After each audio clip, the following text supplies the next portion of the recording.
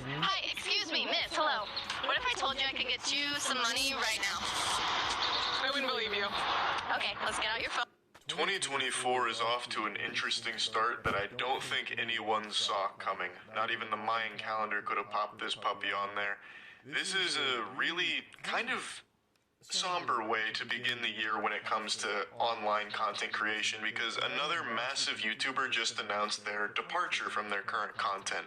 There are more YouTubers leaving the platform than there are people leaving an open mic James Corden stand-up routine. For some reason, it seems like a lot of major channels are having this mass exodus here. But I'm exaggerating a bit because right now it's just 2 YouTubers in a week, but they are like actual pillars of the YouTube community. Last week it was Tom Scott posting his announcement letting his audience know that the content that he's created for the last 10 years is kaput. He's close. Didn't watch much of Tom Scott. I did watch Matt Pat a lot though. You know, grew up watching him. But I didn't watch Tom Scott a lot. I heard about him like a year ago. Never really actually watched him though. Closing that chapter of his life and moving on and exploring other areas of his life that he's neglected over the last 10 years of going nuts to butts on the grind for content creation and taking an indefinite break. And now another massive YouTuber is also sailing off into the sunset, Matt Pat. It's not clickbait. On March 9th, I will be hosting my last Theory episode, at which point I'll be handing off the channels to someone else. March 9th will be a dark day in YouTube history for sure. It'll probably be a day more sad than June 6, 2006, the date of the Falador massacre in RuneScape. God rest all the poor souls that lost their lives that day. That was a video that hit YouTube, actually how I found the platform, and for some reason that's a date that lives in my head as a sad day in YouTube history, and now March 8th of 2024 will also be there as well. Matt Pat has built something incredible. Matt Pat and his team have had an influence on the platform that I don't see ever disappearing. They have truly left their mark on the actual culture of YouTube. Not just through the Game Theorist, it's a lot more than that. They have multiple other channels that they have successfully grown, like Style Theorist and all of that. But more so than just extremely popular channels, they've integrated their brand into content that is completely separate from their own. For example, I myself will often reference his catchphrase, "That's just a theory," or, "Well, that's just my game theory on it." And I'm not alone. In fact, in his video here, he does show a short little montage of other channels making that same reference. He was able, and his team, were able to actually take their content and evolve it in a way that blossomed outside of their own ecosystem. That's not something that you can artificially manufacture and brute force. That's just organic love for your work. I feel as though the majority of the YouTube community has always had an appreciation for the work that goes into the high quality productions that Matt Pat and his team have produced over the years. So even if you're someone like me, who's not the biggest Five Nights at Freddy's enthusiast, I know, get all your booze out of the way, throw your tomatoes, shoot your spitballs, I get it. I'm not the biggest Five Nights at Freddy's fan. I fucking said it, I know, I'm an uncultured troglodyte, is what it is. I don't mess with Five Nights at Freddy's, but I didn't play any of the games. I just watched other people play them, to be honest. And Matt Pat got me into it a little bit with the lore. But even me, being the dumb Cro-Magnon that I am, have a deep appreciation for their content. A little bit more disorganized than usual. Normally I would want to script out something like this pretty precisely, but with an announcement like this, I wanted to bring it back to just us. There's no one else in the room, there's no teleprompters, there's no nothing. It's just the way that this whole thing started. It's a conversation between us. It's a very emotionally charged video, as you would expect it to be. This is his life's work, pretty much, and he's making the extremely difficult decision to step away from it. And his reasons are very similar to the reasons Tom Scott expressed, but I'll let him tell those in just a moment. I want to just mention here that the way he presents this, I also found to just be super genuine and heartfelt. Watching this reminded me of when Steve from Blue's Clues stepped away from being the host. He gave that, like, farewell speech. It was so heartwarming. It was about him going off to college and passing the torch. And I really got the same vibe from Matt Pat's video here as the Steve departure. And I just had to point that out. And I'd also like to mention that it is more than Tom Scott and Matt Matt Pat that are leaving. Seth Everman Yeah, also what's his name? The guy that owns Meat Canyon, I think this is channel. announced that he is done with content creation. He did let his audience know that there was a set time. Like, he had a timer counting down. He had the doomsday clock ticking down, and that bitch ran out. Cool.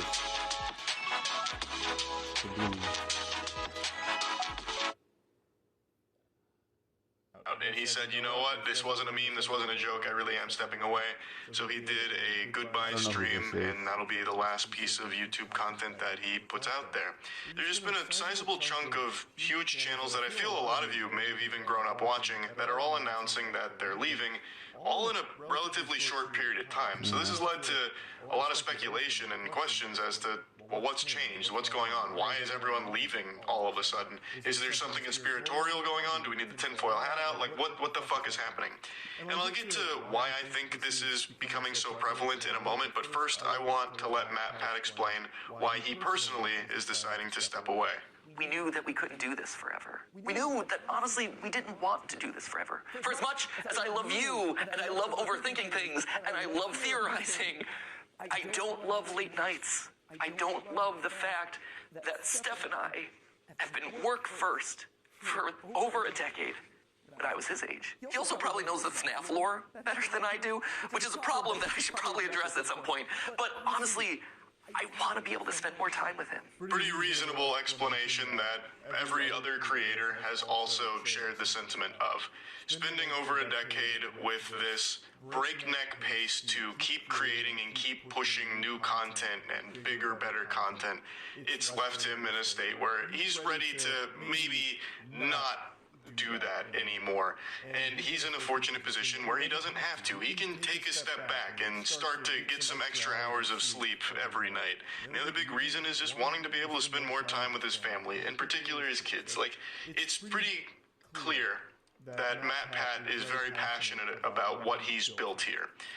And it's not an easy thing to step away from the role he's had for the last 13 years, but he really wants to be more active in his family's life, as well as maybe do more aside from just constantly think about work. And again, as Tom Scott said in his video, it's the dream job to be able to create content like Matt Pat, like Tom Scott, like Seth Everman. But at the end of the day, it is still a job, and it is something that has consumed their life, their time, and they want to get that time back so they can start doing other things and put their focus on other projects and other places. And to reuse Tom Scott's words here, he can do less and be happier. And that's the choice that he's making. He also does say that he wanted to do this while still at the top of his game. He didn't want his channel to kind of like dwindle and peter out like a sad little wet fart into the wind or anything.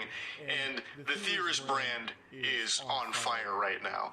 So he wanted to go out with a really positive legacy while still at the very peak and take a more passive role. Now, he's not completely disappearing and vanishing from the internet or content in general, but he's not going to be the host or anything like that. He's going to be working more behind the scenes as well as making IP. So it's not like it's the last you're ever going to see of him. Matt Pat will return, just not in the same capacity that you're used to seeing him, which is not an easy thing to do. Again, it's a very tough thing to step away from. Now, why do I think so many YouTubers are all experiencing the same thing and making the same decision to just slow down or step away?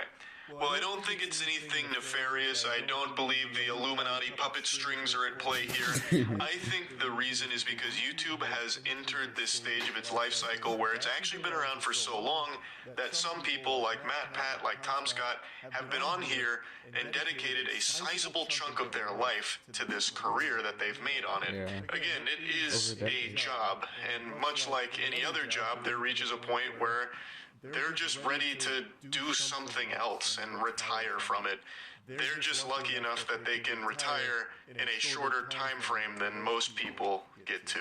Like everyone mentioned, it is a dream job, but after spending 10 years plus grinding, being exhausted, or maybe even burnt out, they decide that it's just not what they want to do anymore, and they do have the luxury of being able to step away from it without needing to worry about, like, providing for their family or their family's livelihood going forward or anything like that. So they do make that decision. Now, naturally, with all of this going on, people are starting to wonder, well, who's going to be the next one to announce that they're going to stop uploading or change things around to upload less, what have you. And on stream tonight, a ton of people were asking if I was next, like some kind of Super Smash Brothers DLC character. Am I going to be the next one to make an announcement like Tom Scott and like Matt Pat? I've been on YouTube for 17 years now, and let me just tell you, I only want to go harder. I fucking love it. The main thing for me, and I've said this since the time that I was literally a kid, is that I never want YouTube to feel like a job. And it never has. And I'll never let it feel like a job. It's just me having fun. It's me sitting here shooting the shit most of the time or exploring really goofy, creative projects like God Slap. Wow, I got really disoriented with the camera. Our comic series, and then Plague Seeker, and then music. Man, it's like, what am I doing with my hands? It's like playing fucking Surgeon Simulator. Point is, I love it. I absolutely love it. It's the most fun I have in life. So, no, I don't have any plans of slowing down or anything like that. I actually have some huge plans for 2024 going even more hog wild. So, let me put that to bed right now. I don't plan on having an announcement like this anytime soon, but I do 100% understand and respect all of these YouTubers that are making this decision, because it's not an easy one, especially for the amount of time they've spent building the incredible things they have built. And I wish Matt Pat and his whole team nothing but the absolute best going forward. But yeah, anyway, that's really about it. So yeah. Let's go. PBAR, our clients come first. That's why we only charge a 25% fee. I'm attorney Don Point. Try and get some money out of it. And I also believe when it comes to making predictions, I'm like Shaquille O'Neal at the free throw line. I just can't get a single one in. I get every single one of these wrong. It's almost impressive how frequently I miss when it comes to making a prediction. I feel like just by me speculating, it ruins the chance of it ever even happening. Just by me thinking it'll happen, it completely evaporates that possibility. It is wild how bad at predicting things I am. But I love doing it, so I'm making another prediction right now for 2024. Now, we've seen huge tech trends that absolutely blow up and get used and abused by every single human being on the planet. We had crypto with, like, shitcoins being peddled every single day. Then we had NFTs. Then we had the AI gold rush. I believe that the next tech trend that everyone's going to hop aboard to squeeze some doubloons out of is AI companions. So I think the big one is going to be influencers creating AI counterpart apps. So if you were to describe to this AI app to be trying to farm parasocial, you can even pitch ideas to your AI YouTuber friend and this and that, and basically I believe it's going to be trying to farm parasocial relationships with influencers' audience through these AI companion apps to try and get some money out of it. And I also believe the biggest one that we're going to see, and we're already starting to see, is AI companion romantic apps. What? So streamers like Amaranth and Susu have already dipped their toes into this, Amaranth being the most recent one, where she set up an AI counterpart of herself where you can pay money and it'll talk to you, have these full conversations, flirt with you. Apparently, it can even send you custom videos and spicy things to you. Whoa. And it's already blowing up for her. She's making a ton of money off of that immediately off rip. And it's still very primitive. Bro, what Do the custom videos and spicy things to you. And it's already blowing up for her. She's making a ton of money off of that immediately off rip. And it's still very primitive at the moment, like this technology to have these apps. I think this is going to be where a lot of people put a lot of focus because so many people are gravitating towards AI communication now and like actually forming some kind of bond with AI through these conversational apps and shit. So I think this is going to be the main thing that people try and exploit for 2024 in the tech industry to really keep them engaged, and influencers will hop on to make AI counterparts to make money off of it while not really having to do anything because doing is lending their life. I'm not watching this video. Yeah, I saw Night Swim tonight. We'll talk about it. I don't think there's a single human being on this planet that saw the trailer for Night Swim and said, that looks good. I think everyone knew it was going to be bad. So I got excited. It seemed like it could be fun bad. Aaron and I went and saw it tonight. It was fun bad to an extent. So if you don't know what Night Swim is, it's a haunted pool. Family moves into a house, their pool is haunted, they got a demon in the pool. And it's... Conceptually, I don't think you could come up with something more boring. That is such a lame idea for a horror movie, just, ooh, spooky pool. I'd have to really struggle, like really try to think of a dumber concept for a horror film. Like, a single haunted light bulb. Like, over the staircase, one of the lights flickers because there's a demon. A lady fell down the stairs and died, and now she haunts the light because it was too dark to see. That's actually scarier, to be honest. That was actually scarier what he just explained. I'd rather watch and now she can flick it on and off from time to time. That's basically the same fucking concept as this movie, in terms of how scary it is. It doesn't even really try. There's like 3 jump scares in the film, but they don't even bother setting up tension. They just make a loud noise 3 times and call it a day. It's so fucking boring. Does anyone care about spoilers? No. I don't know how many of you are planning on going to see Night Swim tomorrow. You just gotta hop in the car right now, scoot in sideways to check this puppy out.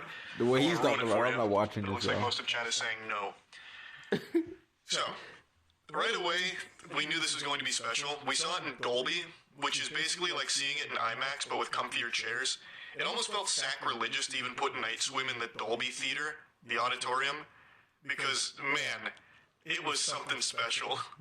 Aaron and I both love bad movies, so we both came to the conclusion that if we're going to see poop, we want it to stink. So we bought paid the extra price for Dolby to experience it. And I went in first, and I was like 15 minutes late, but usually that's fine because there's about 20 minutes of previews for most movies. This movie started instantly.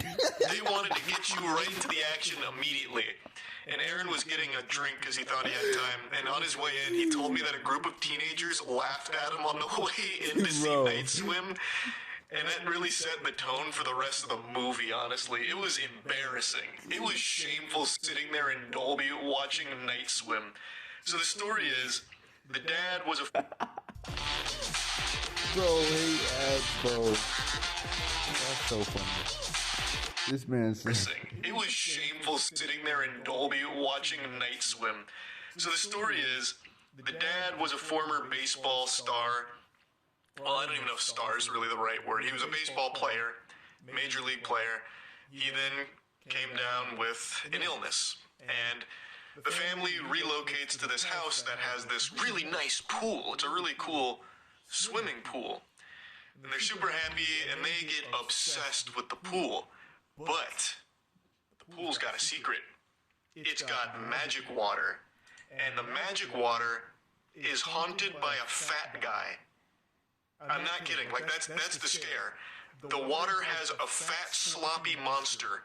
And it's just a fat man that sometimes pop out and he goes...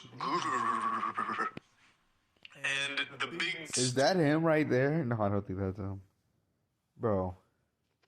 That's just sorry. That's horrible.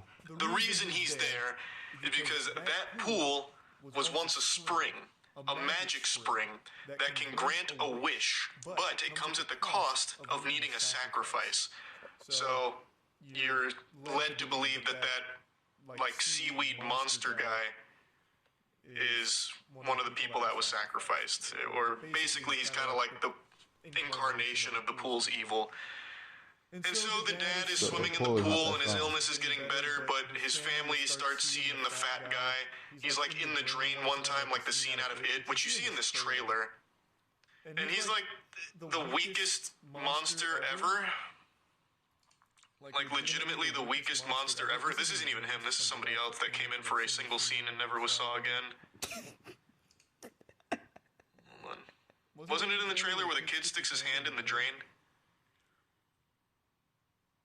Because they borrowed that shot for shot out of It and did it significantly worse. And also, every single scare in the movie seems to be in the trailer. in everything it tries to do, and it doesn't even really try, to be fair. But yeah, it grants wishes, the dad starts feeling better, and he's like he's kind of a douchebag. So his son wants to be a baseball star like him, and the dad wants his son to like bask in his glory, so he takes him to like baseball practice, and he's trying to teach his son to hit, and his son gets a hit, and he's so proud, he's like, that's a great hit, son, but don't worry, we'll work on it, because it could be better. And then the dad's like, let me show you how it's done. So he steps up to bat at the practice with these 8-year-olds, and he's like going through it. He's like, this is my moment. This is my fucking glory. And he fucking cranks a heater. He hits a home run. And then he comes home and immediately starts relaxing in the pool again, which, again, summons the demon to his family. I guess he doesn't know that, but it doesn't matter. Because it's still so fucking silly how they wrote this guy. You're supposed to care about him, but he's just kind of an asshole. So one of the kids ends up getting his home run ball and asks him to sign it, and he's so proud he signs the ball, and he's like, hold on to that. It's going to be worth a lot of money one day. Because he believes the pool's going to get him back into baseball shape or whatever. I don't even know why I'm so fixated on this, because it's not important. Really, none of the story is. Pool just summons a couple of dead people occasionally, and they go, boo. It sucks. Movie fucking sucks. I'm not gonna lie, like, I haven't been watching horror movies lately. None of them are really scary anymore. I seen that one. It was one horror movie that was scary. I haven't seen it recently. It was a couple months ago. That's why I remember which one it was. I don't even know how to really talk about it without just describing all of the worst scenes. It also has that standard horror cliche where it can possess people by getting into their mouth. So one scene, the dad gets the pool in him, and then he gets possessed. So then he starts doing scary voice and like slapping his daughter.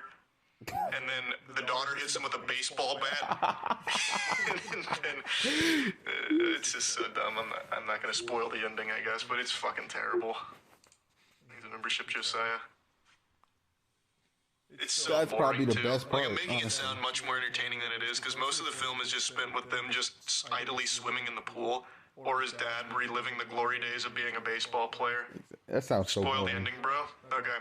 After she hits him with the okay, I have to set up the scene. The dad's getting better. He's getting magically healed because the pool is actively drowning his son. The dad's possessed, so the pool is inside of him, the pool demon.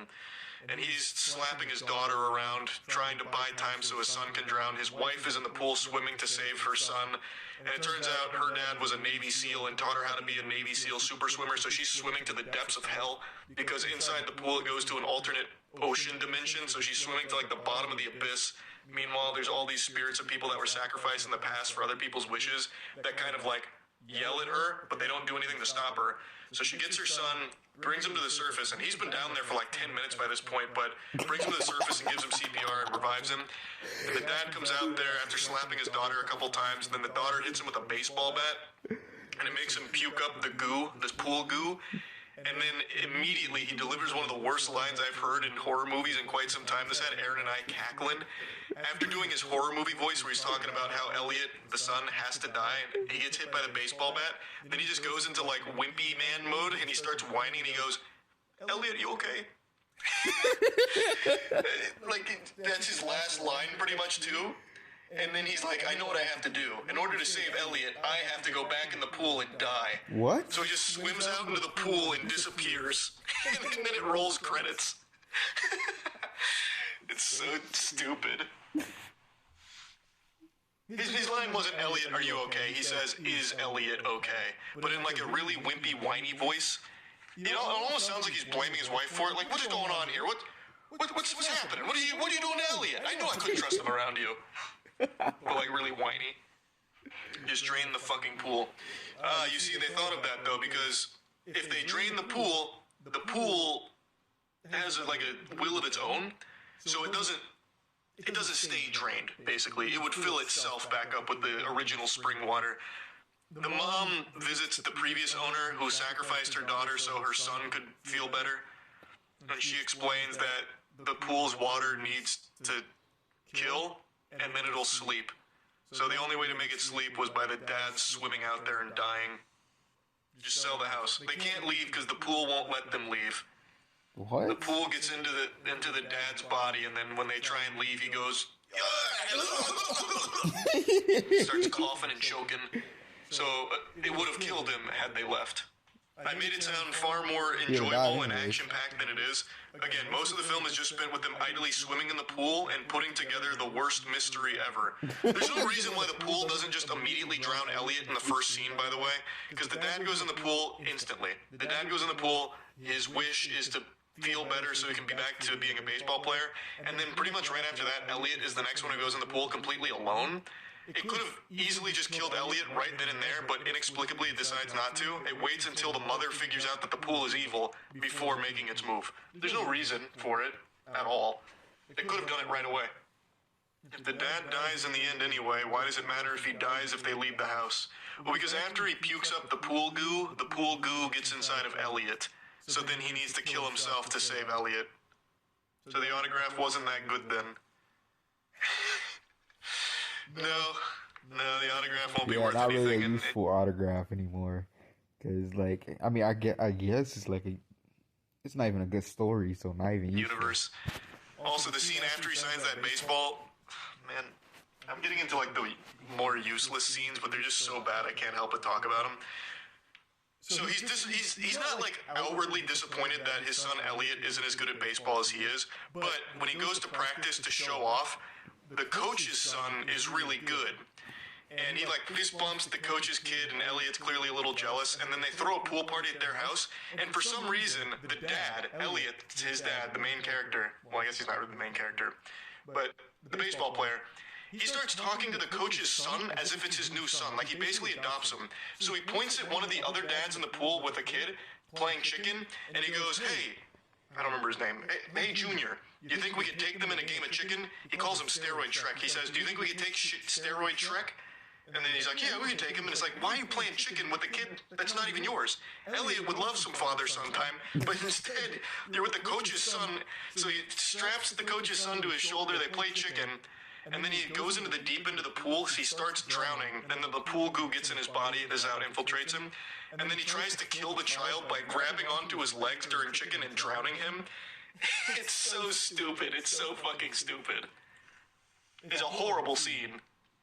And then, like, the coach's dad jumps in. He's like, what the fuck are you doing, Ray? Ray, what are you doing? Let go of my son. You're drowning him. Ray, stop it.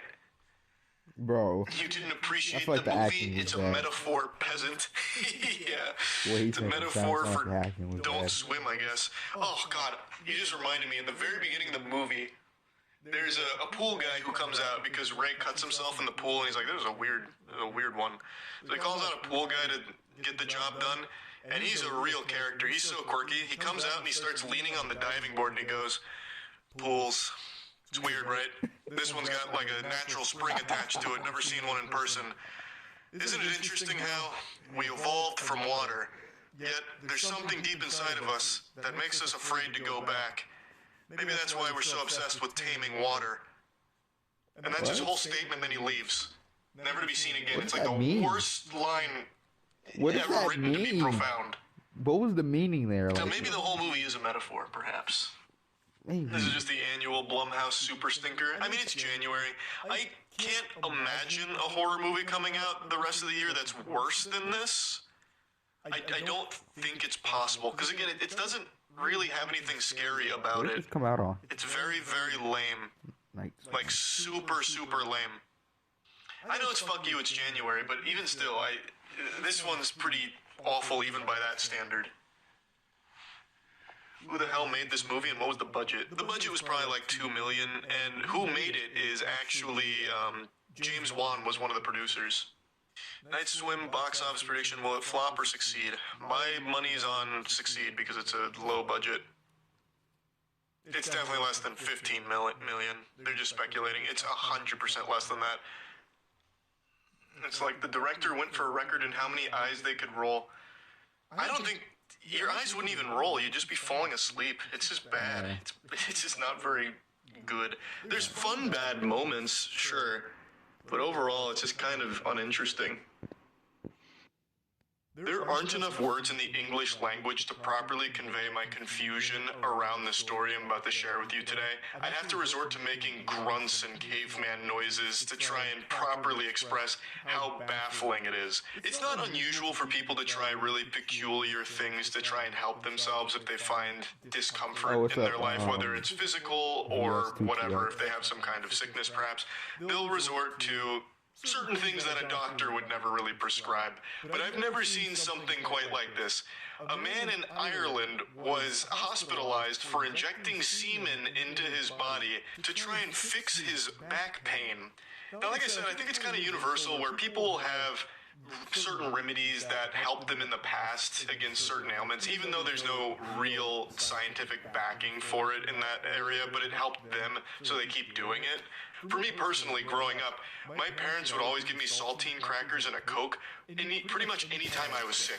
If I had an upset stomach, if I was puking, if I had diarrhea, if my throat was sore, if my nose was runny, you bet your sweet bippy, they went to the cabinet and they grabbed the antidote, which was saltine crackers and a Coke. They're like, this will fix you right up, son. Polish off this sleeve of crackers, chug this can of Coke, and you'll be better in an hour. They treated it like it was a panacea, even though obviously that combination's not going to fix or cure anything. And I feel like that's how this Irish man stumbled upon this unholy idea. I feel like most likely he stumbled across some really bad health advice that the internet has become known for, especially in recent years with TikTok. They promote really stupid, dumb shit, such as the drinking borax trend, where a lot of TikTok influencers are saying if you drink borax, it's really good for your body and it'll help against arthritis and everything. It'll make you like so much healthier, even though obviously drinking fucking borax is horrible for you. And then there was also this very viral trend that actually predates TikTok, where it was put a peeled potato in your socks at night when you go to bed, and it's going to suck out all the toxins in your body so you'll wake up feeling rejuvenated and it'll fix whatever sickness you're afflicted with. So a lot of people started putting fucking potatoes in their socks thinking that it was somehow curing them.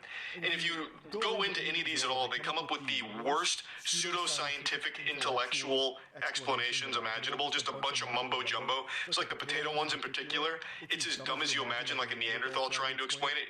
They basically say, like, here's a potato, and here's a potato that was in my sock last night, and it's clearly fucking gross looking because it is oxidized in your sock over the course of like 8 hours. It's all covered in sweat and gross grime. So clearly the potato that was in your sock is going to look worse than a fucking peeled potato that was just out. The potato didn't suck the sickness out of your body like a vampire. It did nothing but sit there and just get gross from your sweaty feet throughout 8 hours of being exposed to them. Like, it's unfathomably stupid, but people buy into those kind of things. And I feel like that's most likely what happened with this guy, where he might have read or seen something about, well, actually, did you know cum is pretty good for you if ingested? Like, your body actually really likes cum in it. So he's like, okay, well, I'll try it for my lower back pain. So he gives himself one dose, and he's like, feel a little looser. My back's kind of opening up a little bit. Must be the cum. So then he starts injecting even more of it and gets addicted to it like the fucking Tin Man from Wizard of Oz with oil. So he's just in there blasting cum until it's legitimately dangerous for him and he has to be hospitalized. See about the man who was treated at a hospital after injecting himself with his own splooge. Why would that be a problem? Can you not do that? Did he put it in a bad spot? What, did he inject it into his heart or something? Is that the lady on the other video? Man hospitalized after injecting semen into his own arm and to cure his severe sudden onset back pain. I don't know why cum in his arm would fix his back pain. What happened? How did that happen? Oh, well, I heard. 3 doses of his own semen. Oh my god. That man was really getting to work. I can't watch this. That's some pretty impressive business. Yeah, scroll down. Irish man's plan to treat his chronic back pain by injecting his own semen directly into his arm has ended with him being hospitalized with large abscesses. A case study published in the Irish Medical Journal says the man sought medical attention after complaining of severe sudden onset lower back pain after lifting a heavy steel object 3 days prior, but later revealed... Better you read it from Charlie, bro. Better you read it from Charlie. A heavy steel object 3 days prior, but later revealed his back pain had been much more long-standing. During a physical exam, doctors also noticed his arm was red and swollen.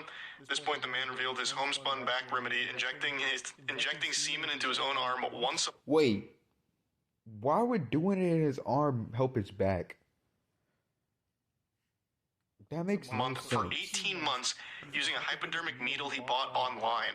Dumb. On this occasion, he revealed to the doctor he'd injected 3 doses at once into both his blood and his muscle. Whoa. X-rays of the affected area reveal subcutaneous emphysema, when gas or air is trapped under the skin, and the man was immediately commenced on intravenous antimicrobial treatment. Revealed his back pain had been much more long-standing. During a physical exam, doctors also noticed his arm was red and swollen. At this point, the man revealed his homespun back remedy, injecting semen into his own arm once a month for 18 months using a hypodermic needle he bought online. On this occasion, he revealed to the This is doctor... just all kinds of weird. I don't know. Like, why would you think this would work? Especially for your back. There's no correlation here. After he had injected 3 doses at once into both his blood and his muscle. X-rays of the affected area reveal subcutaneous emphysema, when gas or air is trapped under the skin, and the man was immediately commenced on intravenous antimicrobial treatment. I hate stuff like this because it make me, bro. So is this what cum looks like when it's injected into muscle tissue? Cool. It really makes me feel disgusted. Where did he even come up with the idea I that this would think help about his it back happening in pain? my head, bro. But when his back pain eased, he discharged himself from the hospital without draining the area. Maybe he just really liked it. Although there is a report of the effects of subcutaneous semen injection in rats and rabbits, there are no cases of intravenous semen injection in humans found across the literature. Why are we injecting cum into rats and rabbits? What? What are we hoping to learn? A search of more eclectic internet sites and forums found no other documentation of semen injection for back pain treatments or other uses. Making a homunculus. Yeah, maybe he's trying to turn himself into a homunculus. Injection in rats and rabbits. A search of more eclectic internet sites and forums found no other documentation of semen injection for back pain treatments or other uses. Making a homunculus. Yeah, maybe he's trying to turn himself into a homunculus. Stem cells. Oh, God. Oh, interesting idea. Wait, that's such a cute idea, actually. Alright, I'm gonna come into this jar, and I'll inject it into my arm for the stem cells. That should fix the lower back pain. Did the guy die? No. I mean, he might have died later, but he didn't die from the 3 doses of cum. 3? Okay. Have we heard from him since? He was doing it for like This was in 2019. He hasn't made another appearance. I don't have any updates to this story or anything, but this is one that I've thought about every day since learning about it on stream. We're in this stage where people believe anything they see, which is why horrible health advice like drinking borax catches on in such a big way.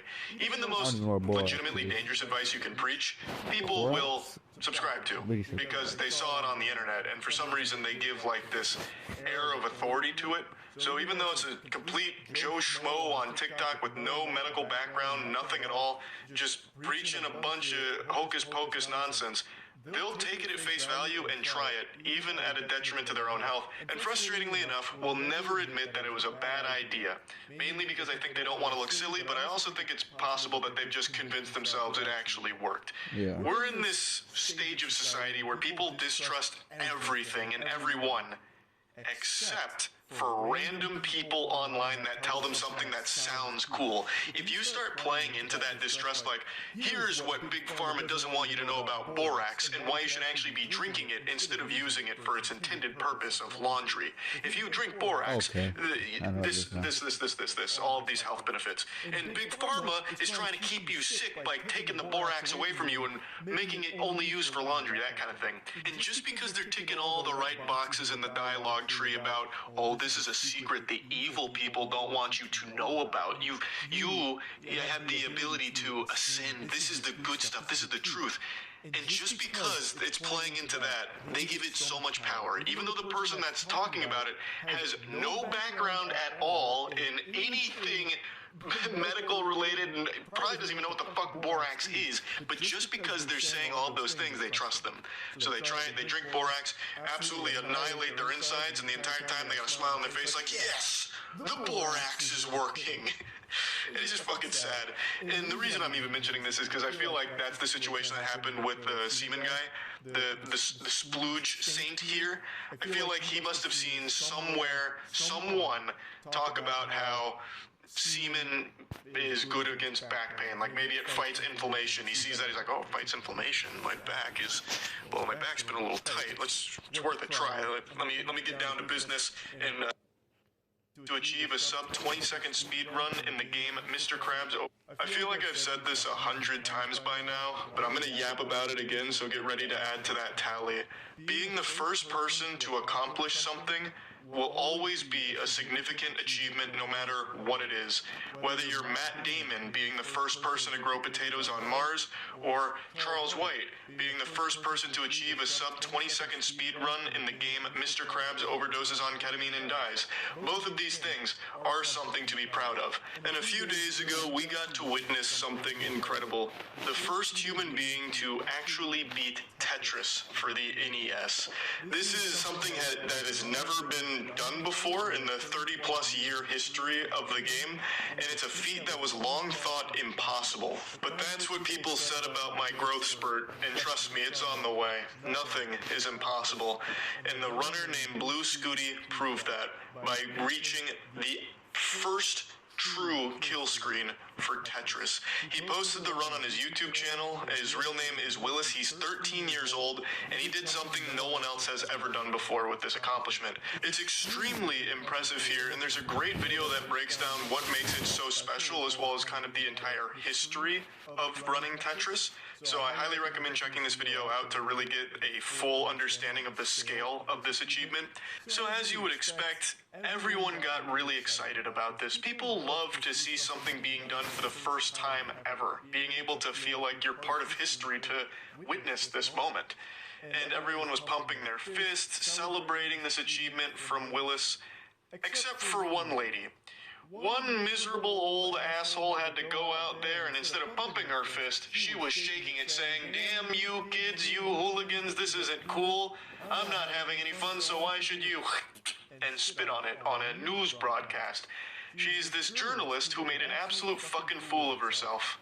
Alright, let's talk about Tetris. So I'm sure all of you saw this yesterday, but big news, or was it yesterday or 2 days ago? I think it was yesterday. Big news though, a 13-year-old became the first human being to actually beat Tetris. So fundamentally what that means is the game stopped working. He had a score so high that the CPU just couldn't process it anymore, and it stopped working, which is great. I did not know what he meant by beat Tetris. I didn't think you could. But I guess I get it now. I get it. Crazy. It's a wild accomplishment. Like, it's super cool. So here's the clip. There's a great YouTube video on it already. I didn't even know about this. But the kid's super excited, and he has every right to be. It's a wonderful achievement. Very wholesome, very cool. Everyone was pumping their fist for the kid, except for Ebenezer Scrooge over here. This absolute witch. This lady took it as an opportunity to belittle it and insult him. So here's a segment from Sky News, which is already a joke of an organization. Right. And I guess this host was having a bit of a rough day. Needed to shit on some people's fun. There we go. Now, Tetris has long been touted as a video game that just can't be beaten, because it just goes on and on. Well, 13-year-old American Willis Gibson has technically proven that wrong. He beat the original Nintendo version of the game by reaching such a high level that the coding froze. That left the program unable to generate any more falling blocks. Now, ordinarily, as a news anchor, Step away from the screen, go outside, get some fresh air. Beating Tetris is not a life goal. Speaking of fresh air, let's get a look at the weather. good one. So as a news anchor, you would think that your wholesome news segment, which this was, it was supposed to be uplifting news, you probably wouldn't want to sully it by shitting on the person, the subject here, but she just couldn't help herself. There's no way that was in the script. And she's so fucking proud of herself, too, for insulting a 13-year-old. Oh, whoops, misclick. Step away from the screen, go outside, get some fresh air. Beating Tetris is not a life goal. I don't understand. It is a very impressive achievement, and it's not like we're in the early 90s anymore. You can make a whole career out of an achievement like that.